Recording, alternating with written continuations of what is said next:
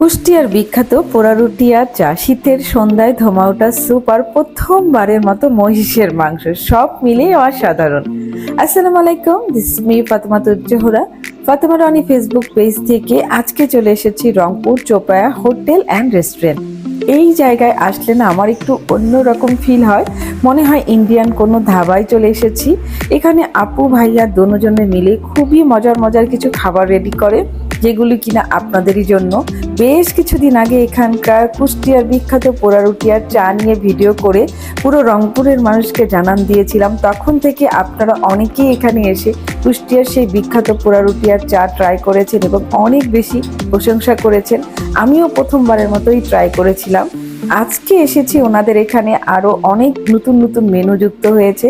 যেমন আজকে প্রথমবারের মতো ট্রাই করব হচ্ছে মহিষের মাংস। তার আগে সেই হচ্ছে পোড়া রুটি আর চাটা তো ট্রাই করাই যায়। সন্ধ্যার সময় যেহেতু এসেছি, পোড়া রুটি আর মালাই চায় ট্রাই করছিলাম। পোড়া রুটি দিয়ে মালাই চা খেতে কিন্তু সত্যি বললাম অনেক মজা লাগে। আর রুটিটা না ওরা ঘি দিয়ে হচ্ছে ব্রাশ করে এরপরে পুড়িয়ে নেয়। শীতের সন্ধ্যায় ধোঁয়া ওঠা চা আর এরকম পোড়া রুটি খেতে কান্না ভালো লাগে। বন্ধু বান্ধব আত্মীয় স্বজন সবাইকে নিয়ে এসে খোলা আকাশের নিচে ধাবার মধ্যে বসে কিন্তু অনেক সময় গল্প করতে করতে মজার সব খাবার কিন্তু আপনারা উপভোগ করতে পারেন। অবশ্যই চাইলে আপনারা এখানে চলে আসতে পারেন। এরপরে আমি কিছু নাস্তা ট্রাই করব।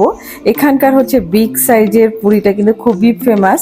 স্টুডেন্ট এলাকা বিধায় এখানকার স্টুডেন্টরা সবসময় আসা যাওয়া করে এই রেস্টুরেন্টে, আর অল্প প্রাইসে অনেক খাবার এখানে পাওয়া যায়।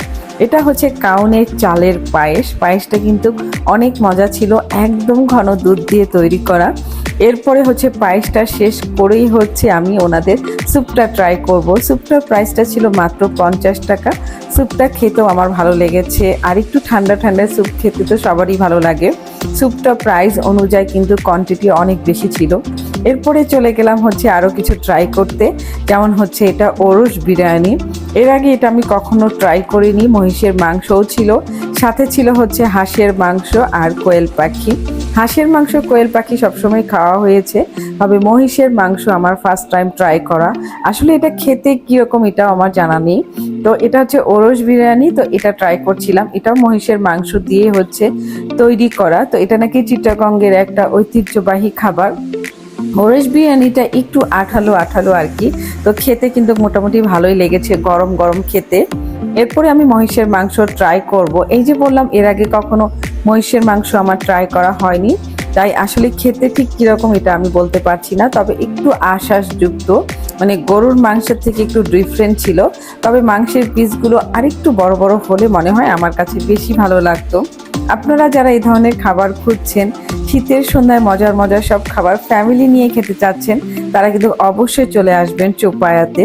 আর এটা ঠিকানাটা হচ্ছে আমাদের রংপুর পার্কের মোড়, বেগম রোকেয়া ভার্সিটি ঠিক রাস্তার অপোজিটে যে অনেকগুলো দোকান আছে সেখানে গেলেই কিন্তু চোখে পড়বে। ওনাদের পেজ লিঙ্কটা কিন্তু আমি উপরে দিয়ে দিব, তো অবশ্যই কিন্তু পেজে নক করেও আপনারা যেতে পারেন। কোয়েল পাখিটা আমার কাছে সব সময় ভালো লাগে, তো সব কিছু অনেক তৃপ্তি মতো আমি খেয়ে নিলাম, মানে আমার কাছে খুবই ভালো লেগেছে। তো আশা করব আপনারা সবাই চলে আসবেন। আজকের মতো বিদায় নিচ্ছি, সবাই ভালো থাকবেন, সুস্থ থাকবেন, আল্লাহ হাফেজ।